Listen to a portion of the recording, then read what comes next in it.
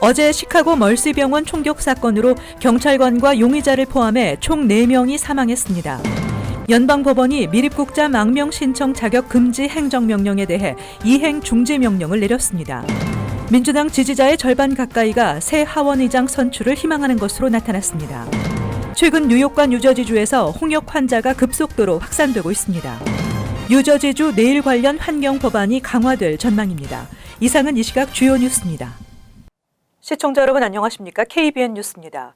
어제 오후 시카고 멀시 병원에서 발생한 총격 사건으로 경찰관과 용의자를 포함해 총 4명이 사망했습니다. 어제 오후 3시 20분쯤 시카고 다운타운 인근에 위치한 멀시 병원에서 30대 남성이 총기를 난사해 경찰관 1명과 병원 직원 여성 2명, 용의자가 사망했다고 시카고 트리뷴이 보도했습니다. 32세로 알려진 용의자는 병원의 직원이었던 자신의 여자친구와 병원 주차장에서 이야기를 나누다 여자친구에게 3차례 총을 발사한 후 다른 사람을 향해서도 총격을 가했다고 경찰이 전했습니다. 용의자는 곧 병원에 도착한 경찰과 대치 중에 머리 부위에 총상을 입고 사망했습니다. 대치 과정에서 총상을 입은 경찰관 1명은 시카고 대학병원으로 이송된 후 사망했고 나머지 여성 1명 역시 용의자와 경찰이 총격을 주고받는 상황에서 총상을 입고 사망했습니다. 목격자에 따르면 용의자가 경찰과 총격전을 벌일 때까지 2차례 장전하는 것을 봤다며 각각 32발씩 모두 64발의 총을 쏜 것 같다고 말했습니다. 시카고 트리뷴은 총격을 처음 받은 여성이 약혼을 깬 것에 대해 용의자와 이야기를 나누다 다툰 것으로 보인다고 익명의 제보를 인용해 보도했습니다. 연방법원이 트럼프 행정부의 미립국자 망명 신청 자격 금지 행정명령에 대해 이행 중지 명령을 내렸습니다. 미국 시민자유연맹과 헌법권리센터가 지난 9일 트럼프 대통령이 내린 미립국자 망명 신청 자격 금지 포고령에 대해 소송을 제기한 가운데 존 타이거 판사는 어제 샌프란시스코에서 법무부와 인권단체 양측의 증언을 들은 후 트럼프 대통령의 포고령을 일시적으로 제한하는 명령을 내렸습니다. 헌법권리센터의 베이허 에이즈미 변호사는 국경을 넘어 미국에 입국한 사람은 누구든 망명을 신청할 수 있다고 강조했습니다. 국토안보부에 따르면 지난 몇 년 동안 멕시코 국경을 넘어 미 이민국에 망명을 신청하는 불법 이민자는 매년 7만 명에 달하고 있다고 밝히며 현재까지 107명의 이주자들이 국경을 넘으려다 체포됐다고 전했습니다. 한편 트럼프 대통령은 최근 불법 이주자 행렬이 미국의 국가 안보를 위협하고 있다고 주장하고 있습니다. 미 관세국경보호청은 샌 이시드로 검문소의 통행을 수시간 동안 차단하고 이주자들이 대규모로 국경을 넘는 것을 막기 위해 철조망이 부착된 이동식 장애물을 설치한 것으로 전해졌습니다. 내년 1월 3일 새 하원 개원을 앞두고 민주당 지지자의 절반 가까이가 낸시 펠로시 하원 원내대표가 아닌 새 인물이 하원의장으로 선출되길 희망하는 것으로 여론조사 결과 나타났습니다. CBS 뉴스의 여론조사 결과 민주당 지지자의 47%는 펠로시 원내대표가 아닌 다른 인물이 하원의장을 맡기를 바란다고 답했으며 민주당 지지자 49%는 펠로시가 하원의장이 되길 원한다고 답변했습니다. 무응답은 10%로 집계됐습니다. 이 밖에 공화당 지지자의 76%, 무당파의 58%는 펠로시가 하원의장이 되는 것을 반대한다고 답했습니다. 이날 민주당 의원 16명이 펠로시의 차기 하원의장 출마에 반대한다는 서류에 서명했습니다. 이들 16명은 펠로시가 오랜 기간 나라와 민주당을 위해 기여해온 점에 감사를 표시하면서 이제 새로운 리더십이 필요하며 우리는 현재의 상황에 변화를 추구할 것을 약속했고 그 약속을 이행할 것이라고 밝혔습니다. 최근 뉴욕과 뉴저지주에서 홍역 환자가 급속도로 확산되고 있습니다. 뉴저지주는 주 전역으로 확산될 가능성도 우려되고 있어 주의가 요구되고 있습니다. 홍역 환자는 뉴욕 라클랜드 카운티에서만 현재까지 75건의 감염 사례가 신고됐고 뉴저지주 레이크우드에서도 홍역 환자가 급속도로 늘고 있다고 CBS 방송 등이 어제 보도했습니다. 특히 뉴저지주에서 인구 밀도가 높은 레이크우드 지역에 홍역이 급속도로 확산될 가능성이 있어 주 전체로 퍼져나갈 것으로 예상되고 있습니다. 뉴저지주 오션 카운티에서는 지난 16일까지 14건의 홍역 환자가 보고된 가운데 주말 동안만 추가로 24건이 접수되는 등 감염 아동이 급속도로 늘어나고 있습니다. 홍역은 예방접종을 받았을 경우 접종자의 97%가 감염을 피할 수 있는데 뉴저지주 보건국에 따르면 건강상이나 종교적인 이유 등으로 홍역 예방접종을 받지 않은 아동의 수는 13,500여 명에 이르는 것으로 나타났습니다. 홍역은 공기를 통해 전염되며 감염되면 열이 나고 눈이 충혈되며 피부가 간지러운 증상 등이 나타납니다. 이번 뉴욕 뉴저지주 홍역 발생과 관련해 최초로 홍역 감염이 확인된 아동들은 브루클린에서 보고됐는데 최근 이스라엘을 방문하고 돌아온 것으로 확인됐으며 홍역 예방 접종을 하지 않거나 한 번밖에 하지 않은 것으로 확인됐습니다. 성인이라도 홍역에 걸리면 심할 경우 생명을 잃을 수 있기 때문에 전문가들은 유아 때 예방접종을 받지 않았다면 지금이라도 병원을 찾을 것을 권고하고 있습니다. 뉴저지주 네일 관련 환경 법안이 강화될 전망입니다. 유독 성분을 함유한 네일 제품 판매와 유통을 금지하는 법안이 뉴저지주 하원에서 추진되고 있습니다. 린다 카터 뉴저지주 하원 의원이 지난달 발의한 네일 관련 환경 강화 법안에 따르면 톨루엔과 디브틸탈산, 포름 알데히드 등이 함유된 네일 팔리시와 관련해 제품의 판매와 유통을 금지하며 법 시행과 동시에 해당 제품을 취급하는 판매처와 유통업체는 관련 제품을 즉시 리콜해야 합니다. 뉴저지 소비자국 역시 네일 제품들을 조사해 제품에 이들 유독 성분이 포함돼 있을 경우 추가 리콜 조치를 내려야 합니다. 네일 업주들은 리콜 조치가 내려진 지 48시간 내에 진열대에서 제품을 모두 치워야 하며 14일 내에 판매업체와 유통업체에 이들 제품을 반품해야 합니다. 규정을 어기면 첫 적발 시 $10,000 이하, 두 번째 적발 시 $20,000 이하의 벌금이 부과되며 최대 영업 정지까지 당할 수 있습니다.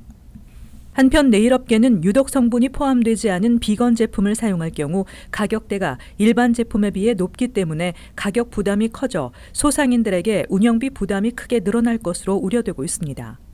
뉴저지 네일협회는 현재 매장에서 사용 중인 네일 제품의 약 80%가 이들 성분을 함유하고 있는 것으로 파악된다며 업주들은 제품을 서서히 교체해가면서 법안의 의회 통과와 시행을 대비하는 것이 현명할 것이라고 전했습니다.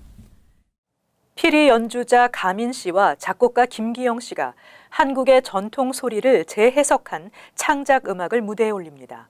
국악의 본질을 파고드는 새로운 음악, 조용한 혁명이 이번 주 금요일 그리니치 빌리지에서 소개됩니다. 지한샘 기자가 전해드립니다.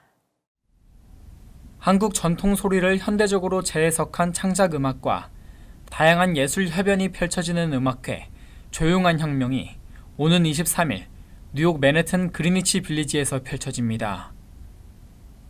뉴욕과 서울을 무대로 활발한 음악 활동을 펼쳐온 김기영 작곡가와 가민 연주자는 이번 연주회가 예술가 고 백남준 씨 이후로 한인 예술가들의 발이 끊긴 그리니치에서 펼쳐지는 만큼 더욱 특별한 행사가 될 것이라고 말했습니다. 비엔나에서 공부하고 한국국립국악원 위촉 작곡가로 활동 중인 김기영 작곡가는 이번 음악회를 위해 현대음악의 관점에서 국악의 본질을 파고드는 명상적인 창작곡들을 준비했다며 많은 분들이 와서 즐겨주시길 바란다고 말했습니다.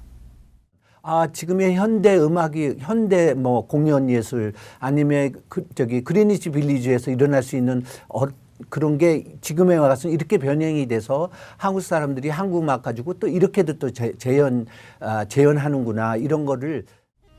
서울대 국악대 박사이자 중요 무형문화재 제26호 피리 정악 및 대취타 이수자인 가민은 이번 음악회를 통해 한국 피리의 소리를 들려드리겠다고 포부를 밝혔습니다. 피리가 가지고 있는 어떤 그런 파워풀한 모습도 보실 수 있지만 또 다른 악기와 어울렸을 때 또 다른 매력도 또 보실 수 있을 것 같습니다. 이번 연주회는 다양한 창작 국악뿐만 아니라 음악인 차현진 씨의 타악 공연과 글로리아 맥린의 안무, 조각가 켄 하라치카의 작품들이 함께 전시되는 종합 예술 공연이 될 예정입니다. 조용한 혁명은 오는 23일 오후 8시 뉴욕 맨해튼 그리니치 빌리지에 위치한 텐리 갤러리에서 진행됩니다. KBN 뉴스 지한샘입니다. 뉴욕주 보건국이 출산 전후 산모를 돌봐주는 둘라 서비스를 저소득층 의료보험인 메디케이드까지 적용 범위를 확대한다고 밝혔습니다. 뉴욕주는 산모와 신생아의 출산 합병증과 사망률을 낮추기 위해 둘라 프로젝트를 진행하고 있습니다. 뉴욕주 보건국은 내년 3월부터 이리 카운티와 브루클린 지역 등의 메디케이드 수혜자들에게 둘라 서비스를 확대 실시합니다.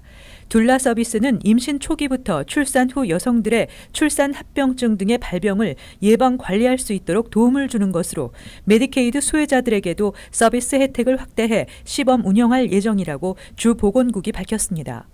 주 보건국은 이리 카운티와 브루클린 등의 지역에서는 출산을 앞둔 메디케이드 수혜자들이 가장 많고 영아 사망률이 높아 우선적으로 시범 운영 지역으로 선정됐다고 밝혔습니다. 앤드류 쿠오모 뉴욕 주지사는 산모와 신생아의 사망률을 낮추고 인종 불균형 등을 막기 위한 일환으로 둘라 프로젝트를 진행하고 있습니다.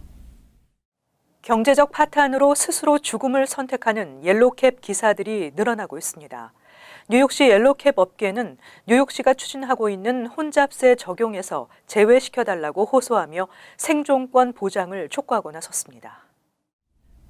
뉴욕 택시 노동자 협회는 어제 성명을 통해 뉴욕주와 시정부가 추진 중인 뉴욕시 혼잡세가 적용될 경우 옐로캡 소득이 연 $15,000 줄어들 것이라고 주장하며 부가 정책에서 옐로캡을 제외시켜 줄 것을 강력히 요구했습니다. 지난 2009년 MTA 제정을 위해 운행 건당 50센트의 별도의 수수료가 택시에 적용될 때 리버티 택시는 제외된 선례가 있는 만큼 이번에는 옐로캡 기사들의 절망적 재정 상황을 감안해달라고 호소했습니다. 한편 바이라비 데사이 뉴욕시 택시 노동자 협회 디렉터는 18일 퀸즈 매도우팍에서 열린 한인 옐로캡 기사 로이 킴 씨의 추도식에서 메달리온 대출금 등 부채 탕감 지원 프로그램을 뉴욕시와 주정부가 마련해 줄 것을 요청했습니다.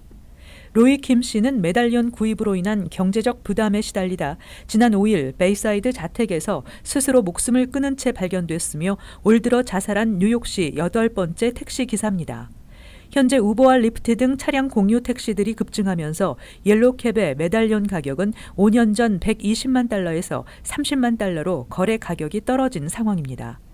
지난 여름 뉴욕시는 우버와 리프트 등 차량 공유 서비스의 수를 제한하기로 결정한 바 있습니다. 뉴욕시 홈리스 아동 쉘터의 운영 관리 실태가 최악인 것으로 나타나 이에 대한 개선이 시급하다는 지적이 나오고 있습니다. 한편 뉴욕시 정부는 홈리스 운영 기금으로 $5억 예산이 사용되고 있다고 밝히며 관리 감독을 강화할 것이라고 밝혔습니다.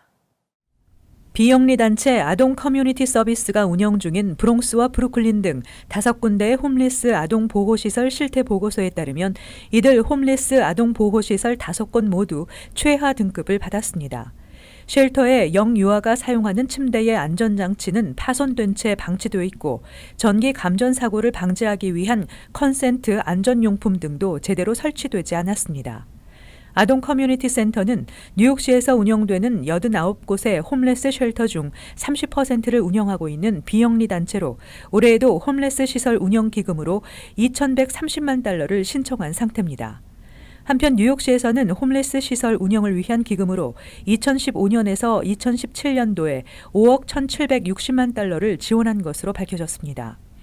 이와 관련해 스캇 스트링거 뉴욕시 감사원장은 뉴욕시 홈레스 쉘터에서 생활하고 있는 2만 2천여 명의 아이들을 포함해 6만여 명의 홈리스들은 이보다 더 좋은 환경을 제공받을 자격이 있다며 이들 시설에 대한 관리 감독을 강화해 나갈 방침이라고 밝혔습니다.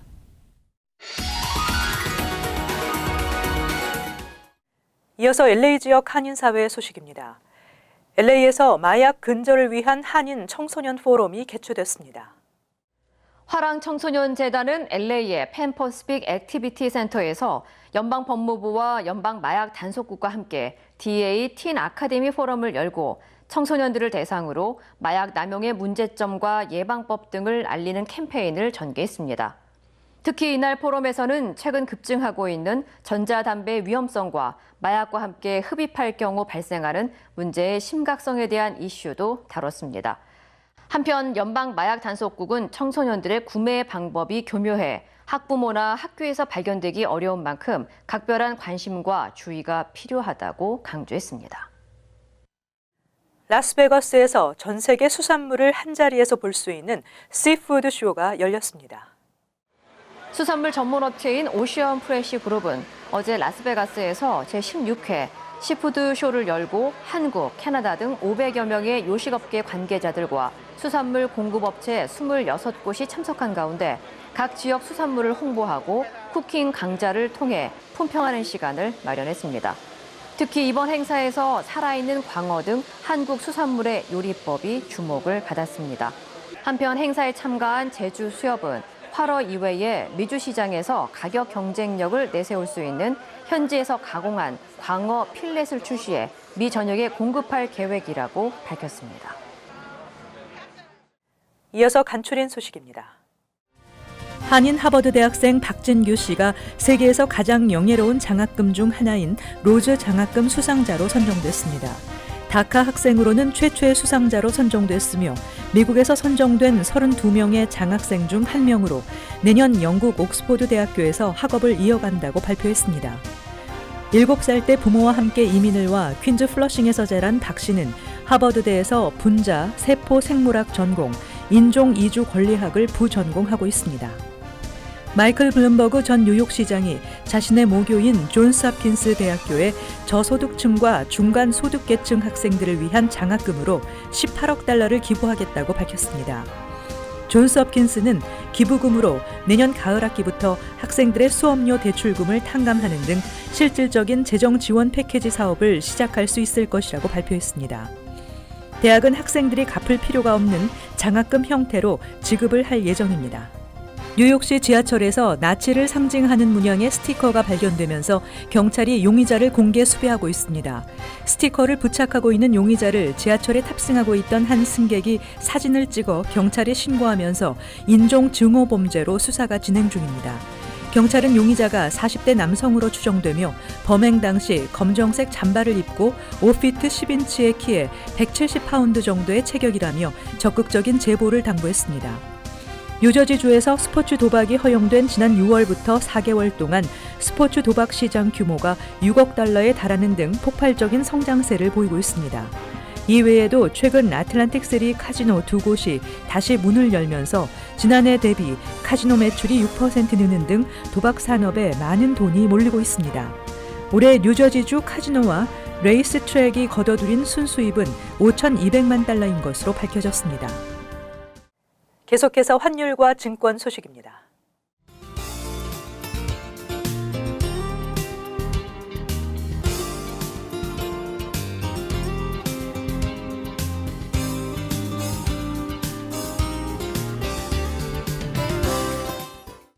끝으로 날씨 전해드립니다. 수요일 가끔 흐리겠으며 오후에는 눈발이 내리겠습니다. 낮 최고 기온은 44도, 섭씨 영상 7도, 밤 최저 기온은 20도, 섭씨 영하 7도 예상됩니다. 목요일 대체로 맑겠으나 기온이 많이 떨어지겠습니다. 금요일 대체로 맑겠습니다. 이상으로 KBN 뉴스를 마칩니다. 시청해주신 여러분 고맙습니다.